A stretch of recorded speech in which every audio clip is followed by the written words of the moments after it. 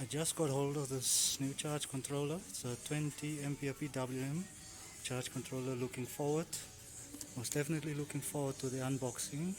So there we go, finally something that's 3 times the solar capacity of focus charge controller I had that I have. That served me very well. It's unboxing time, YouTubers. Finally, I got this solar charge controller a few hours ago. This is now late in the evening. This is going to be an unboxing. Hopefully I won't make it longer than what it's necessary. 20 ampere PWM solar charge controller. Now this charge controller will be helping out the focus charge controller capture more of the sunlight during the day, because I don't have a solar tracker and I'm not really interested in getting one.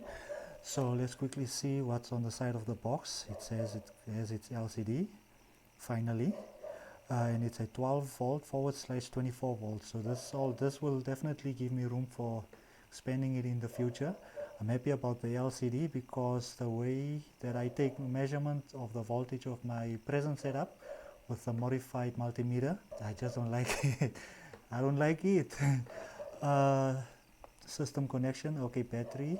Long story short, hook the battery up first, and followed by a photovoltaic controller, and then connect the consumer. I think they're referring to connecting up to the load. Interesting way they advertise the box, but I'm not interested in the box. It's the stuff that is inside. So let's go there. Before we do, a sneak peek. Of course, everything I'm reading here is on paper, and I'll definitely be testing it out in real life. So let's quickly get to that. Let's zoom in a bit. Okay, it seems a bit more legible. Okay, make sure battery has enough voltage for the controller to recognize battery type before first installation.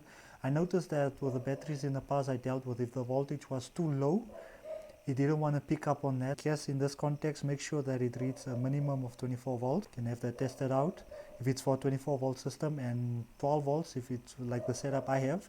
Make sure the battery reads at least 12 volts. I guess it's, yeah, battery first, then followed by the solar panel, and then followed by the load. Okay, let me quickly brush through this built-in industrial microcontroller. Okay, a large LCD. This LCD, it should be fun to play around. All adjustable parameters, I like that. The focus charge control, it served me very well. Only one of the downsides was that it wasn't really adjustable. It's just a case of set it and forget it. I'm not knocking it.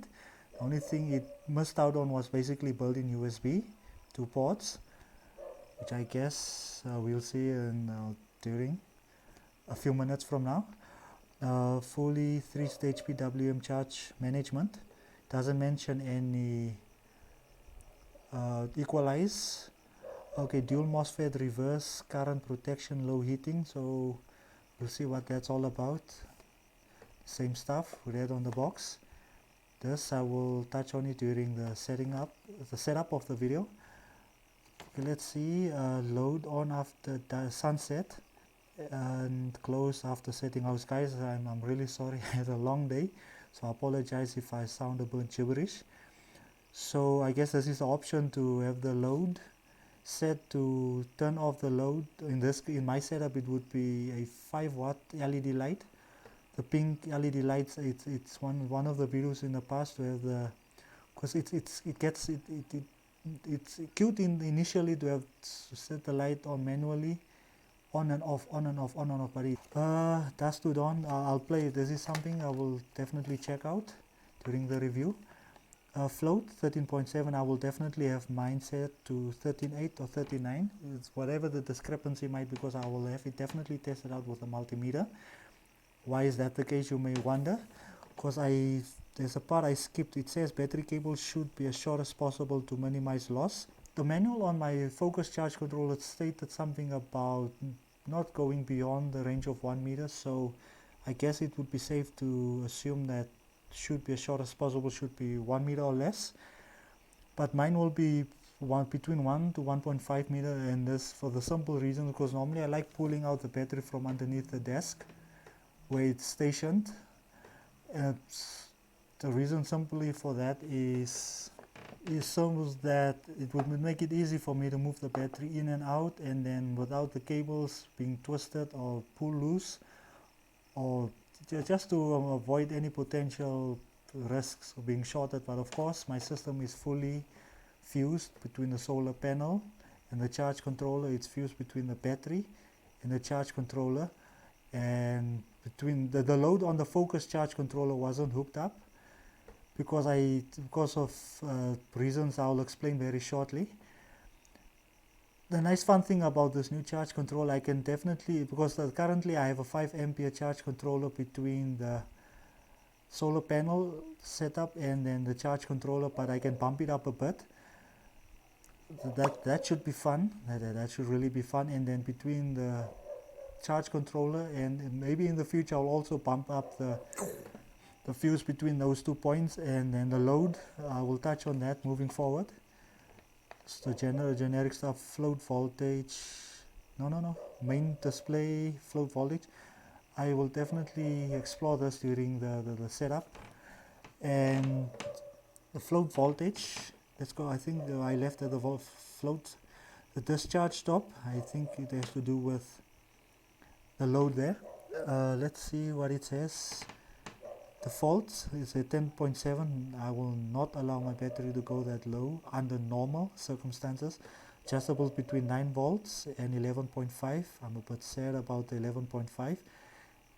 I would have loved to see maybe 12.2, 12.4. I would have been really comfortable with that.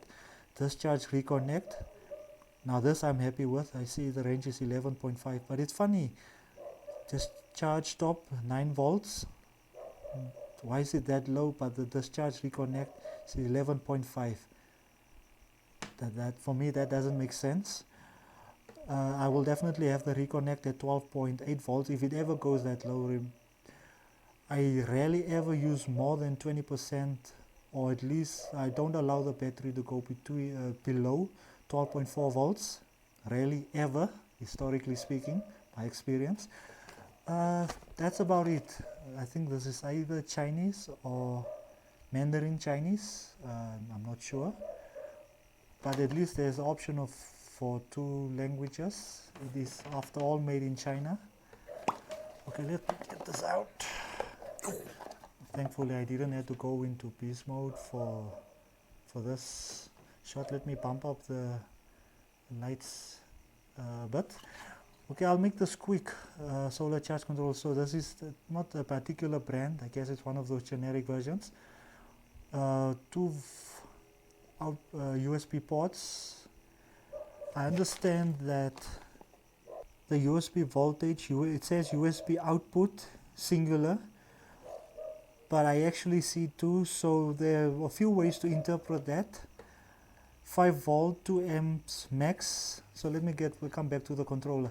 So if it's one load, this is my first theory, 5 volt 2 amps, let's say it's my smartphone, 5 volt 2 amps if it's on one port, this port or that port, and if it's 2 similar phones charging from both ports, each on their own cable, then I guess it would be 5 volt 1 amp, 5 volt 1 amp. I don't know exactly, because the instruction, the user's manual doesn't actually specify much on that. But maybe in a future video, once I get hold of a USB power meter, then I will actually get to test that out. Buttons, oh, I like the sound of that. Full protect, I guess it's all the polarities, but let me skip the boring stuff. MCU control, built-in timer. Plastic, it's not aluminium, so it's a good thing then I went for the 20 ampere version instead of the 10 ampere version. So I don't think on this charge control I'll go beyond 10 amps, which should be 100 watts at 12 volts, and I guess that should be around 230 watts at 24 volts if I don't exceed the 10 amperes. I'll definitely have a 7.5 ampere maximum fuse between the battery terminals on the charge controller and the battery, and 7.5 shouldn't go beyond that. between the solar panel and then the charge controller on this charge controller. I know it doubled, it doesn't make sense. Okay, so the only drawback then I see initially on my first unboxing, the user's manual is not really specific on which port outputs 5 volt at 2 amps. This first USB port or second USB port, and the fact that at least I'm not able to adjust the discharge top on the output of the load, being able to at least have it set to at least 12.4. I mean, I know I don't go beyond that, but at least give me the option to go for that range. I'm happy with the discharge reconnect, but why should I be limited to this is the only thing that I really don't like. The load is really limited, 9 volts to 11.5. I don't like that, I really don't. And the fact that there's, at least if the backplate was at least aluminium, I would have been fine with that, but then it's plastic and no heatsink. I mean, there's no such thing as a perfect device. And I thank you for watching this far into the video. See you guys in the review of this charge controller.